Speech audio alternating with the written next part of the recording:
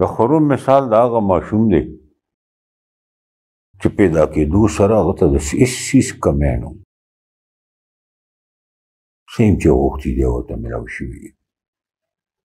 خو هغه د ژوند په قدر نه دی پوه یو معامله هم سیریس نه اخلي سر هغه ما سره د واده لپاره راضي دی نه نو بیا تاسو زما واده هغه سره ولې کول غواړئ ځکه چې د هغه د خپل ژوند فیصله چېرې نه ده کړې ما به کوله که سکول ته تلو نو هم به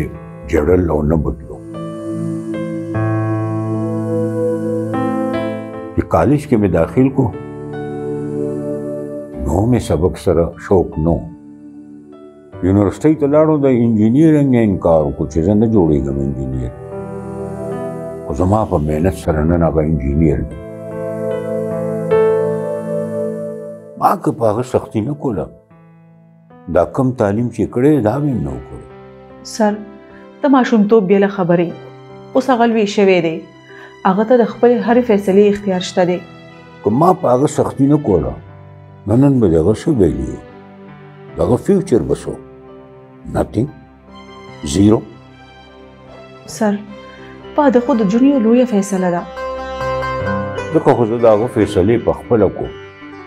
چې تا غوندې جینۍ د هغه ژوند کې راشي کېدای شي چې د هغه ژوند بدل شي جی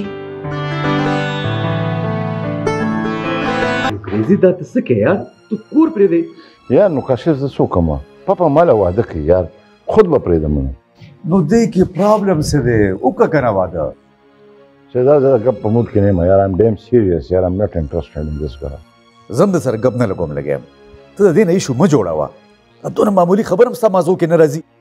یار دا ته معمولي خبره ښکاري پاپا د خپلې خوښې جینۍ سره زما واده کوي یار پوه یم که نه یار ځکه خو درته وایم چې وکړه واده دې کې ستا فایده ده واده وکړم ما ته پته ده یار دې جینۍ سره زما منټل لیول نشي برابرېدی ټول عمر به زه دې سره څنګه ژوند تېروم شي د سکول ټیچر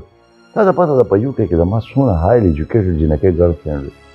نه یار دې سره زه سروایول نشم کولی یار نه نو بیا به څه کې د ښکلې شاهانه ژوند پرېږدی چېرته دیاړي مېړي به کې به څه څه خو به کوم ما ته پته ده پاپا ضدي دی خو زه هم د هغه زوی یم زه هم تر هغې پورې عزت کوم چې تر څو پورې هغه د دې خبرې نه دستبرداره شوی وي نوره نو ته ضد پرېږده که نه که داسې دې ونه کړه که نه نو پاپا دې نه دی دا ټول جایداد به یتیمخانې ته وقف کړي همداسې به ناست دی ځکه خو درته وایم چې واده وکړه دی کې ستا فایده ده که نه ولې نه پوهېږې هغه څنګه نو واده کې څه دي قبوله ده قبوله ده قبوله ده او چې دو درې میاشتې واوري که نه نو نو نو بس ختمه ځان ته خلاص کړه بیا